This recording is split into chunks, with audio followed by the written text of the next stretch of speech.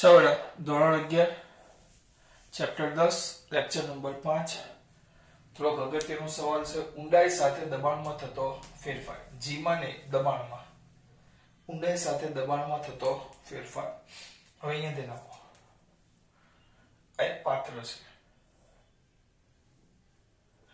આ શું છે એક પાત્ર આ એક પાત્ર છે આ એક પાત્ર છે જેની અંદર આપણે પ્રવાહી ભરેલું છે પ્રવાહી જેની અંદર મેં શું ભરેલું છે પ્રવાહી તરલ આપણે તરલ શબ્દ વાપરશું શું ભરેલું છે તરલ જેની અંદર મેં શું ભરેલું છે તરલ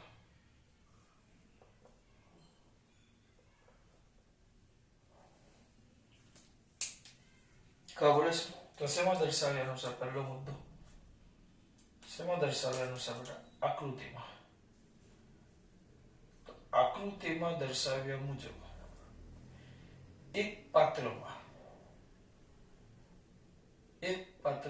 અદબનીય જેને દબાવી ન શકાય કેવું એક પાત્રમાં કેવું બેટા અદબનીય જેને દબાવી ન શકાય અદબનીય તરલ શું થયેલું છે બેટા ભરેલું છે જેની ઘનતા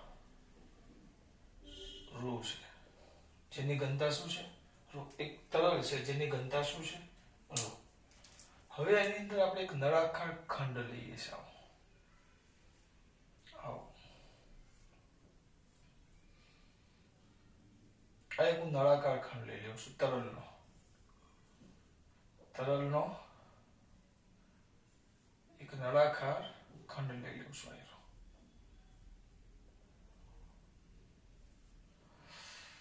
સોરી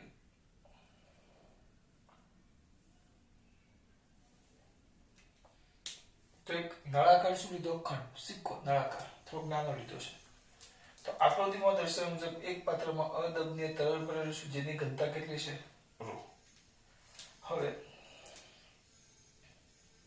શેમાં દર્શાવ્યા અનુસાર પાછું એ છે આકૃતિમાં દર્શાવ્યા મુજબ આ ઉપર આનું જે આડછેદ છે આ આડછેદ એનું ક્ષેત્રફળ છે એ તો આકૃતિમાં દર્શાવ્યા મુજબ એ આડછેદ એટલે આડછેદનું ક્ષેત્રફળ કેટલું બેટા એ કેટલું આડછેદ એ આડછેદ અને અહીંયાથી આટલું કેટલી h ઊંચાઈ કેટલી ઊંચાઈ h ઊંચાઈ તો આકૃતિમાં દર્શાવ્યા મુજબ એ આડછેદ અને h ઊંચાઈ ધરાવતું એક નળાકાર તરલ ખંડ એક તરલનો ખંડ શું લો બેટા ધ્યાનમાં લો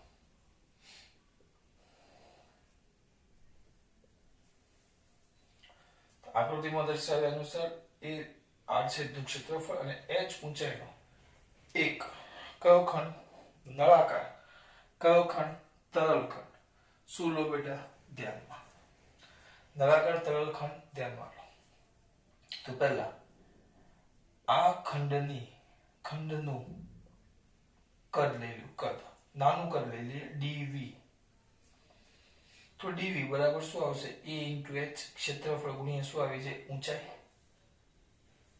આપણે એમ લખીએ πr² h તો આ જગ્યાએ શું થઈ ગયું a * h આ તમારું સમીકરણ નંબર 1 ખંડનું કદ પછી આ ખંડનું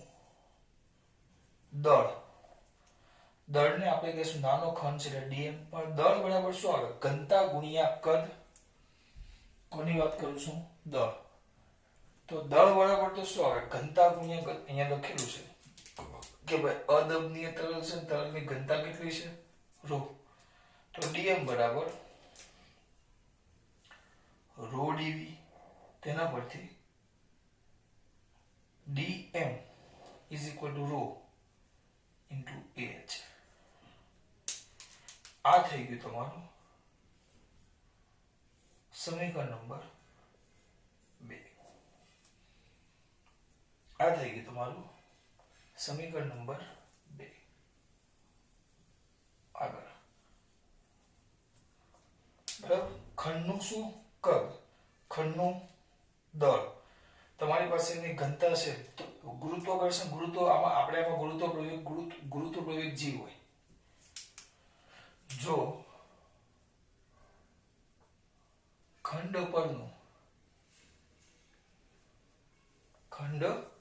પરનું દેખાય છે ને કમ્પ્લીટ, ખંડ પરનું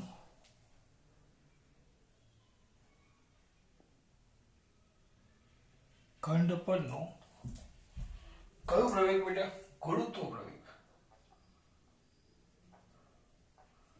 ગુરુત્વ પ્રવેગ g હોય તો ખંડનું વજન, તે વજનને કહેવાય dw. શું કહેવાય? dw. નાનું વજનનું w આપણે નાનું છે એટલે આપણે dw લેશું. તો dw બરાબર તો mg, પણ dm into g, પણ આને લેવું dw, તો dm તો કેટલા છે? Rho a h g. આ થઈ ગયું તમારું સમીકરણ નંબર 3. તમે કોઈ પણ પેમ્પલેટમાં કે એમાં જોશો તો તમને આ વસ્તુ જોવા મળશે નહીં. કેમ? કારણ કે આ જૂની ચોપડીની વ્યવસ્થિત થિયરીમાંથી હું તમને લખાવું છું. આમાં જે ટાઈમ પાસ આપ્યો છે એમને. ચલો હવે આ ઉપરની સપાટી છે ખંડની અને આ નીચેની સપાટી છે. તો અહીંયા લાગતું દબાણ, ઉપર તરફ લાગતું દબાણ કેટલું છે? એક મિનિટ. P1. અને નીચે તરફ લાગતું દબાણ કેટલું છે? P2. આને લોકોએ બિંદુ પહેલું કીધું છે અને આને બિંદુ કયું કીધું છે? બીજું. આ બે સપાટી રીતે આપી, સપાટી ઉપરની સપાટી અને કઈ સપાટી? નીચેની સપાટી. તો આ ખંડની જે ઉપરની સપાટી છે, જોજો આ ઉપરની સપાટી, તે લખીએ આપણે. આ જે ખંડ છે, દેખાય ખંડ? તેની ઉપરની સપાટી ખંડની, નળાકાર તરલ ખંડ એટલે આખો આ નળાકાર તરલ ખંડ. તો ખંડની ઉપરની સપાટી, ઉપરની શું બેટા? સપાટી પરના આ બિંદુ કયું છે? P1 પરના બિંદુ કયા બેટા? P1 પર લાગતું દબાણ, બિંદુ 1 પર લાગતું દબાણ બરાબર P1, અથવા દબાણ આપણે ધાર્યું છે P1 છે. અહીંયા દબાણ કેટલું લાગે છે? P1.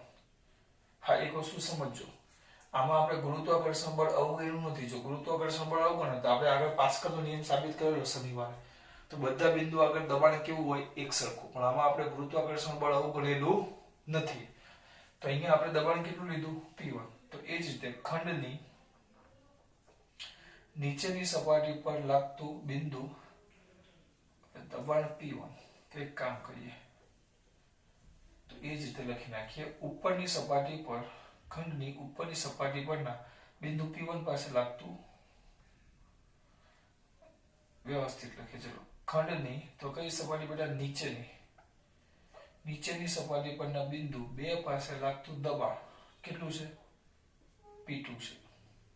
આવ્યું જો P1 ને P2, P1 ને P2 ધ્યાન આપજો. હવે ધ્યાન આપજો આ ખાસ. દબાણ P1, ક્ષેત્રફળ A. તો આ દબાણ કયા રૂપે લાગે છે? લંબ રૂપે. તો ખંડની કઈ બેટા? ઉપરની સપાટી પર કયા રૂપે બેટા? લંબ રૂપે. અધો દિશામાં લાગતું બળ, આમ નીચે તરફ લાગતું બળ. તો બળને શું કહેશું આપણે? F1. આની પાસે સૂત્ર આગળ ભણી ગયા. કે sir P is equal to તો F બાય A થાય. Sir P is equal to તો શું થાય? F by A. તો F ઇઝ ઇક્વલ ટુ શું થશે? PA. તો F1 ઇઝ ઇક્વલ ટુ શું થશે? P1A. F1 is equal to શું થશે? P1A.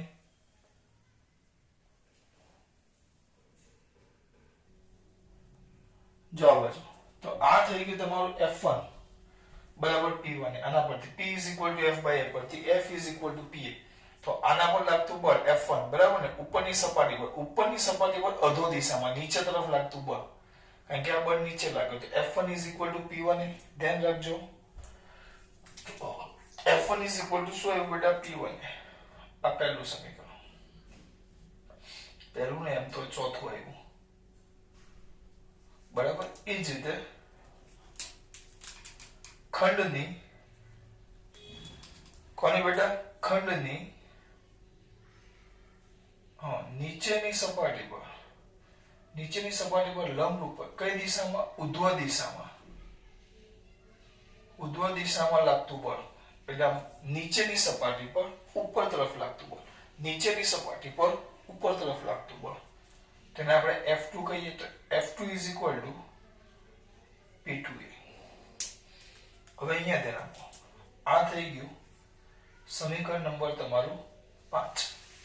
હવે એક વસ્તુ જો આપણો ખંડ આમ છે, આમ ખંડ ઉપર ધ્યાન આપજો. આપણો આ ખંડ છે, તરલ ખંડ આયરો જો આ ખંડ છે. તો આ ખંડમાં કયા કયા બળ લાગે? જો આ જે ખંડ છે, ખંડ ઉપર કયું કયું બળ લાગે? જો એક તો અહીંયા આ F1 નીચે લાગે, સાથે આ જે ખંડ છે એ પોતાના ખંડનું વજન બળ dw નીચે લાગે. સિમ્પલ વસ્તુ છે. હવે આને અહીંયા મૂકો તો આમ દબાવું તો એનો મતલબ શું થાય? આમ દબાવું તો એક તો મેં ઉપરથી બળ લગાડ્યું એ લાગે છે, આમ દબાવું તો મેં ઉપરથી બળ લગાડ્યું આ બળ F1 લાગે છે, સાથે આ પેનનું પોતાનું કંઈક વજન છે તો વજન બળ લાગે, અને આ સ્થિર છે. એનો મતલબ શું થયો? જો એટલે આ જે ખંડ છે તો પહેલા તો ઉપરથી જે બળ લાગે F1, સાથે સાથે આ ખંડનું વજન બળ dw પણ ક્યાં? નીચે. અને પાછું એક વસ્તુ ખાસ કે ઉપર તરફ આમ બળ F2 લાગે છે, આખું F2. પણ હું અહીંયા એમ કહું છું આ ખંડ જો સ્થિર છે, ખંડ કોઈ પણ પ્રકારની ગતિ આમ ઉપર નીચે કરતો નથી, ખંડ કેવો છે? સ્થિર. તો અહીંયા શું લખાશે? અહીં તરલ ખંડ કેવો હોવાથી બેટા? સંતુલનમાં. તરલ ખંડ સંતુલનમાં હોવાથી. તરલ ખંડ કેવો છે બેટા? સંતુલનમાં. તો સંતુલનમાં છે એટલે નીચે તરફ લાગતા બળો કેટલા છે? આ બે. અને ઉપર તરફ લાગતા બળો કેટલો છે? એક જ. ટૂંકમાં લખું છું નીચે તરફ લાગતા બળ બરાબર ઉપર તરફ લાગતા બળ. ટૂંકમાં લખું છું, આખું લખજો. નીતલા બ નથી. નીચે તરફ લાગતા બળો સંતુલનમાં છે બરાબર ઉપર તરફ લાગતા બળો. તો નીચે તરફ લાગતા બળો કેટલા છે? બે. કયા બે? F1 અને બીજું નીચે તરફ કયું લાગે? dw plus dw is equal to F2. જો નીચે તરફ બે F1 ને dw, તો ઉપર તરફ કયું લાગે છે? એક જ F1. તો F1 plus dw બરાબર શું થશે બેટા? F2. ચલો F1 એટલે P1A, dw એટલે rho g h a બરાબર P2A. A common and cancel તો વ્યવસ્થિત લખશો તો હું કરું જો P1 plus rho g h બરાબર P2. P1 plus rho g h બરાબર શું થશે બેટા? P2. P1 plus rho g h બરાબર શું થશે બેટા? P2. હવે આ બહુ સિમ્પલ છે, તો એક કામ કરો તો P2 minus P1 અને આ બાજુ લેવું is equal to rho g h. આવી ગયું જો P2 minus P1 is equal to rho g h. સમીકરણ નંબર આપણો 6. જે શું દર્શાવે, આ શું દર્શાવે તમને P2 - P1. તો બિંદુ 1 જે દર્શાવે કે બિંદુ 1 અને બિંદુ 2 વચ્ચે, તો આ બે બિંદુ વચ્ચે દબાણનો તફાવત કેટલું છે ρgh, જે દર્શાવે કે બે બિંદુઓ વચ્ચેનો દબાણનો તફાવત ρgh છે. ટૂંકમાં આ h ρgh છે, આ બે બિંદુઓ વચ્ચે દબાણનો તફાવત. એટલે ટૂંકમાં તમારે કેવું હોય, ટૂંકમાં તમારે કેવું હોય, શું કેવું હોય ટૂંકમાં, તો આ જે h ઊંચાઈનો તરલ છે, કારણ કે આ શું દર્શાવે અહીંયા P1 હતો, પણ h ઊંચાઈના તરલના કારણે અહીંયા દબાણ કેટલું થઈ ગયું P2. તો એમ લખાય ટૂંકમાં તમારે કેવું હોય, તો શું કહી શકો કે આ જે h ઊંચાઈનો તરલ છે એને કારણે દબાણનો ફેરફાર કેટલો થયો ρgh. આ ઉપરની સપાટી P1 હતી, ત્યાં દબાણ P1 હતો, પછી તરલ h ઊંચાઈનો તરલ પછી દબાણ કેટલું થઈ ગયું P2. તો આ ફરક પડ્યો એનો મતલબ શું થયો કે કોને લીધે ફરક પડ્યો, આ વચ્ચેના તરલને કારણે ફરક પડ્યો. તો આપણે શું લખી શકીએ ટૂંકમાં h ઊંચાઈના તરલને કારણે દબાણનો તફાવત કેટલો ρgh, અથવા તરલને કારણે લાગતું દબાણ ρgh થાય. આ તમારે સાબિત કરવાનું હતું.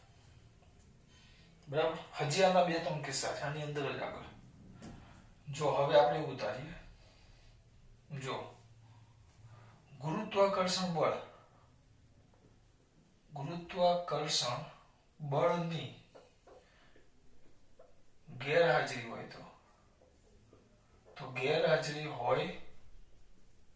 તો ગુરુત્વાકર્ષણ બળ હાજર ન હોય તો શું થાય, g બરાબર 0 થાય. ગુરુત્વાકર્ષણ બળ નથી તો g કેટલું થઈ જશે 0. g 0 થાય તો આપણું સૂત્ર શું થાય બોલો, તો શું થશે P2 - P1 = 0. એ લખો હોય તો લખો, કયા સમીકરણ પરથી, સમીકરણ 6 પરથી.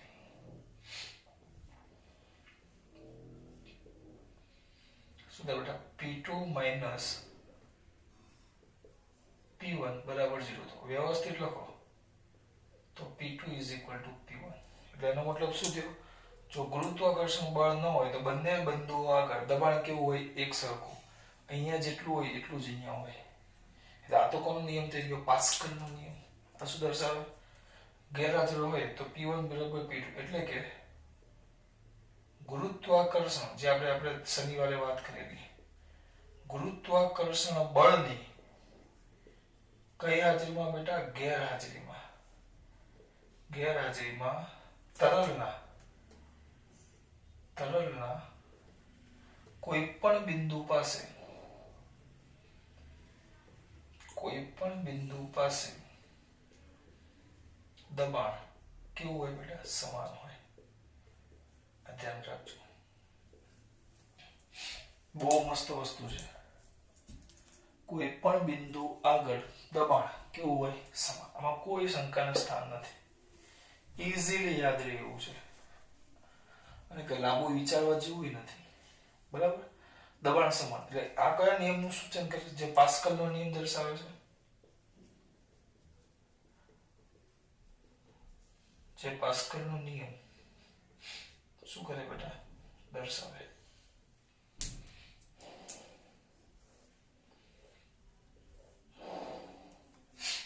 બોલો આમાં કઈ જ પ્રોબ્લેમ નથી. કોઈ કહે કે આમાં ખબર નહીં પડી, તેના જેવો મંદ બુદ્ધિનો બાળક કોઈ નહીં. હા, આનું રિવિઝન કરાવીએ આપણે. ચલો 1 મિનિટ આપો મને, રિવિઝન જોઈએ આપણે.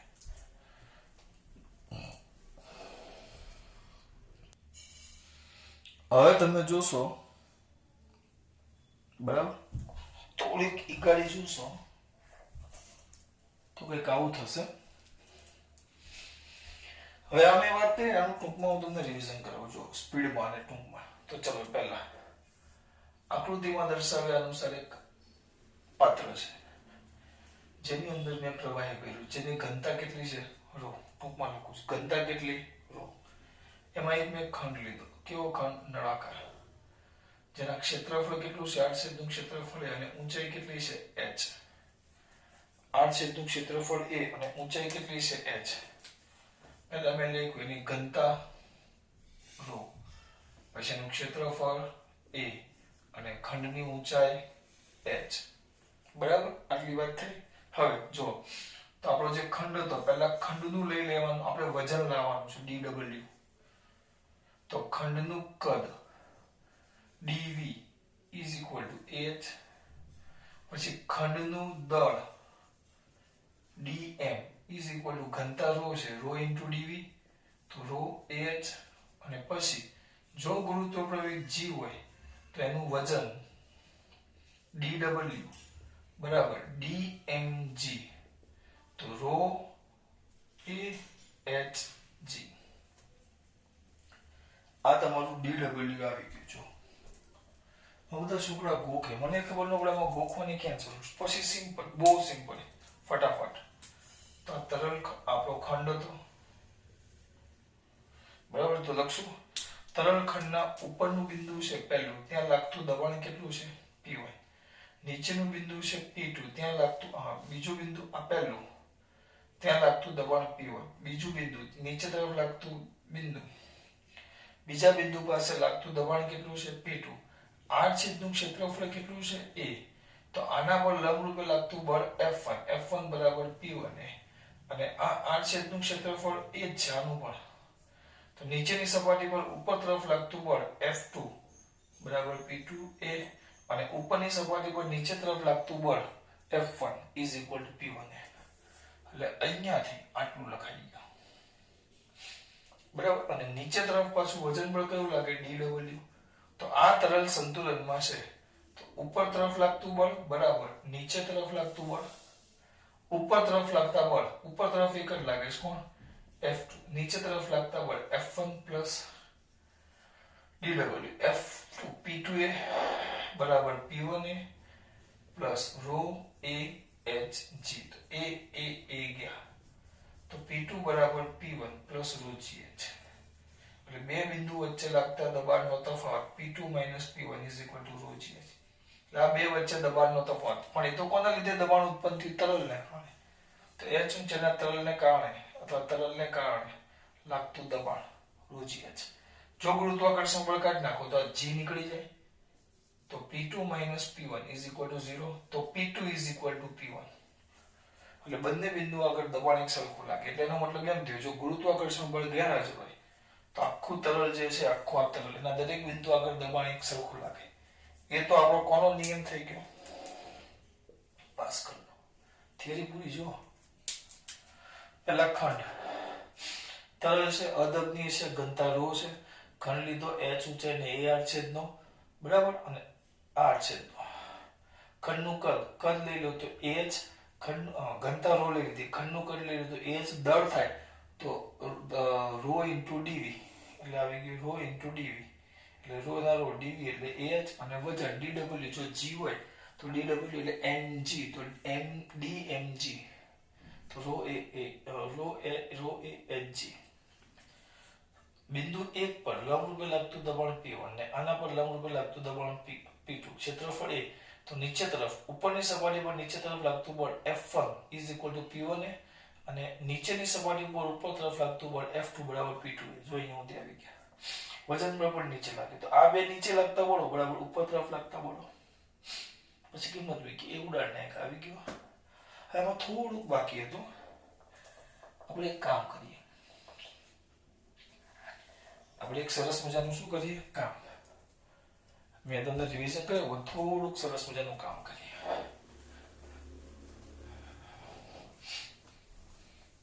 અહીંયા હવે આપણે આ છે ને, આ પ્રવાહી હતી ને હતું, આ તરલ. હવે હું શું કરું છું, આ જે બિંદુ 1 છે ને એ ઉપરની સપાટી પર લાવી દઉં સીધું આ, અને બિંદુ 2 એ તળિયે લાવી દઉં, તળિયે. સીધું બિંદુ એ આખું આ તરલ ભરેલું છે આપણે, તો બિંદુ એ ક્યાં લાવી દેવું છું? ઉપરની સપાટી પર. અને બિંદુ બી ક્યાં લાવી દેવું છું? તરલ પર. તો શેમાં દર્શાવ્યા અનુસાર બેટા?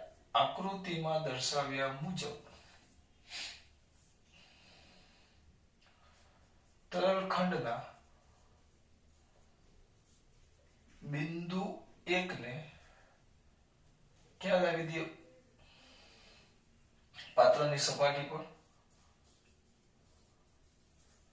સપાટી પર લાવતા, ચલો સપાટી પર લાવતા આ તો આના પર તો સીધું વાતાવરણ દબાણ લાગે P. વાતાવરણ દબાણ P એટલે પ્રેશર, E એટલે એટમોસ્ફિયર, અને આના ઉપર તો સીધી હવા આવી ગઈ.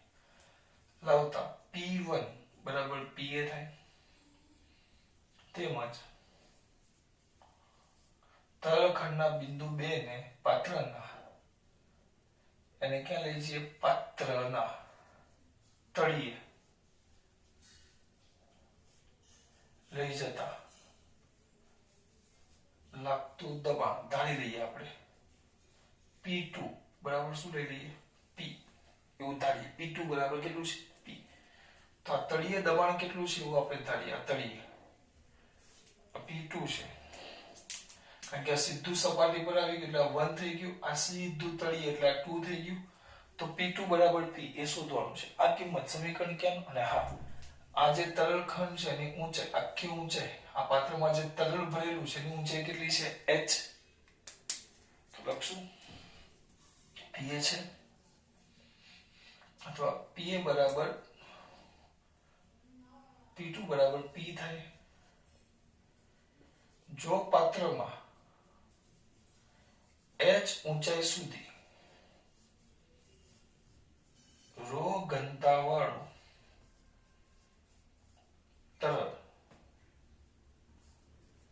તરલ ભરેલું હોય તો સમીકરણ કયા પરથી? 6 પરથી. જો ડાયરેક્ટ સૂત્ર લખો તો શું થાય? P2 ના જગ્યાએ તો શું લખવાનું? P માઈનસ Pa બરાબર ρgh. તો P બરાબર Pa પ્લસ ρgh. આ આપણું અગત્યનું સૂત્ર છે.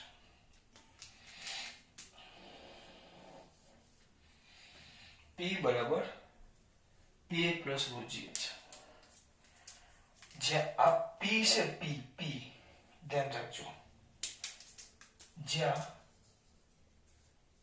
P બરાબર એને કહેવાય નિરપેક્ષ દબાણ. કયું દબાણ કહેવાય? નિરપેક્ષ દબાણ. તેને આપણે શું કહીએ છીએ? નિરપેક્ષ દબાણ. અને અમુક વાર આ થઈ ગયું તમારું સમીકરણ નંબર 7. બરાબર છે? અમુક વાર આમ લખવામાં આવે P માઈનસ Pa એટલે કયા સમીકરણ પરથી? સમીકરણ 7 પરથી. ધ્યાન રાખજો, આ 7 પરથી. થિયરી આને કહેવાય મોટી. સમીકરણ કયા પરથી બેટા? 7 પરથી. શું થાય સમીકરણ 7 પરથી? બોલો. સૂત્રો કરતા બનાવો તો P minus Pa is equal two ρgh. બરાબર? આ તમારું સમીકરણ નંબર 8. તો P માઈનસ Pa ને, જ્યાં P માઈનસ Pa ને ગેજ દબાણ કહેવાય. ગેજ દબાણ અથવા હાઇડ્રોસ્ટેટિક દબાણ.